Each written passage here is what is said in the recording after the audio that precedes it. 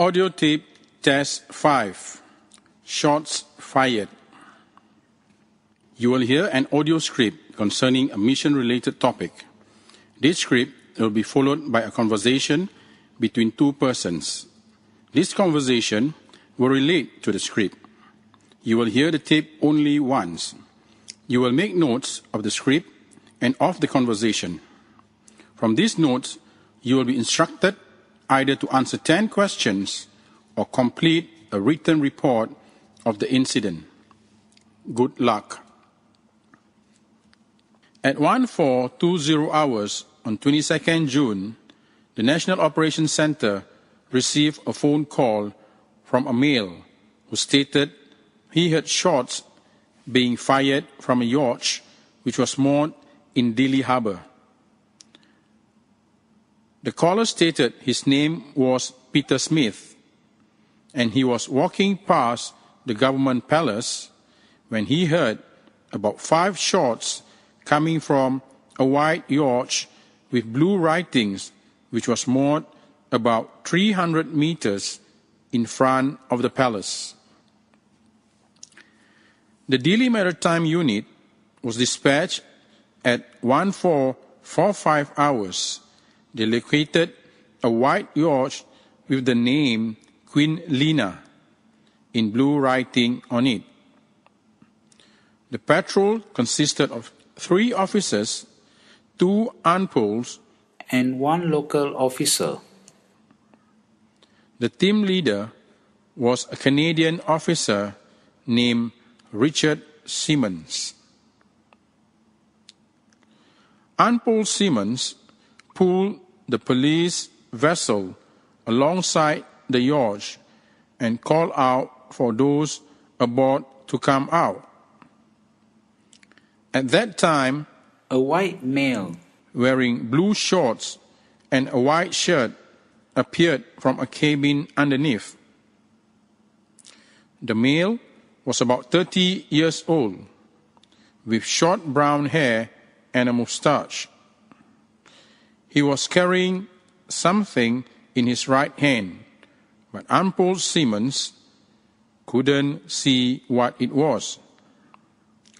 He thought the item may have been a pistol, so he directed the male to place the item on the deck and step away from it and place his hand on his head. The male complied, and the Maritime Patrol then boarded the yacht. The patrol handcuffed the male, and he was placed face down on the deck. ANPOL Simmons saw that the item the male had placed on the deck was a flare gun and not a pistol, as he originally thought.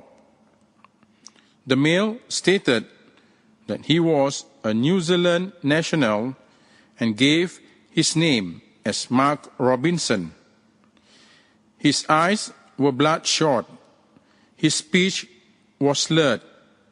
His breath smelled of alcohol. He stated that he let the flare gun off twice after consuming a bottle of whiskey. As he was speaking with Mr. Robinson, ANPOL Simmons saw 4 small plastic bags containing a dried green leafy substance and a large amount of U.S. currency on a chair. When questioned, Mr. Robinson admitted that the substance was cannabis and that the cash was obtained through the sale of small bags of the substance to local people.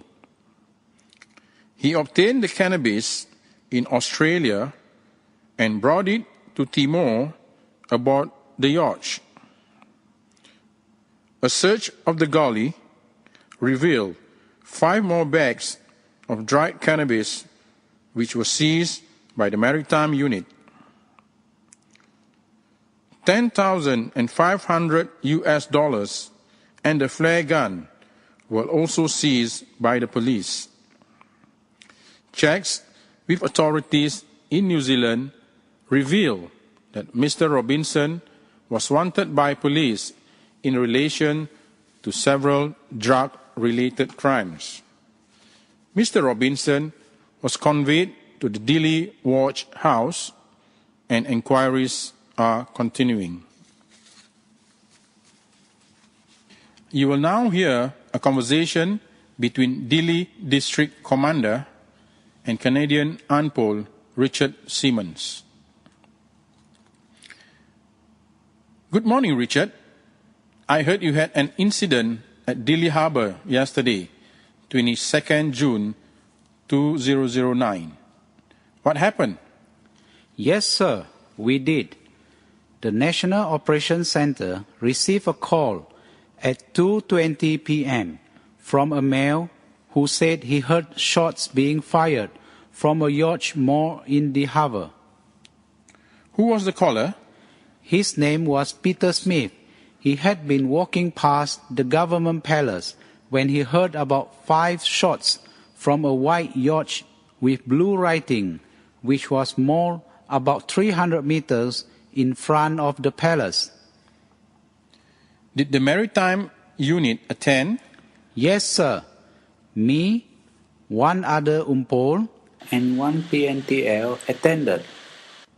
At 2:45 p.m., we located a white yacht with the name Queen Lina written in blue. After pulling the police vessel alongside the yacht, I called out for those aboard to come out. What happened then? Well, sir, wearing blue shorts and a white shirt, came out from a cabin underneath. He looked about 30 years old and had short brown hair and a mustache. I heard he was carrying a gun. No, sir. I could see he was carrying something in his right hand, but at first I couldn't see what it was. I thought it was a pistol, so I told him to put the item on the deck, step away from it, and put his hands on his head. Luckily, he complied, and our team boarded the yacht. What was it that he had? After the male was handcuffed and placed face down on the deck, I saw that it was actually a flare gun and not a pistol, as I originally thought. That was lucky. What happened then? Well, the male said his name was Mark Robinson, and he was from New Zealand. He had clearly been drinking because his eyes were bloodshot, his speech was slurred, and his breath smelled of alcohol. He said he set the flare gun off twice after he drank a bottle of whiskey. Did you arrest him? Sir, while I was talking to Mr. Robinson, I saw 4 small plastic bags containing leafy green substance and a large amount of currency sitting on a chair. Was it cannabis? Mr. Robinson admitted it was cannabis and that the cash was obtained from the sale of small bags to the local people. Where did he get it from? He said he got it in Australia and brought it here aboard the yacht. Did you find anything else? Yes, sir. We found 5 more bags of cannabis and $10,500. We seized this along with the flare gun. Well done, Richard. Thank you, sir. It turns out that authorities in New Zealand were looking for Mr. Robinson because he is wanted by police in relation to several drug-related crimes. Great. Where is Mr. Robinson now? He was taken to Dili Watch House. We are continuing our inquiries in relation to the matter. Very well done, Richard. Pass on my praise to your team. Thank you, sir. I will. End of conversation.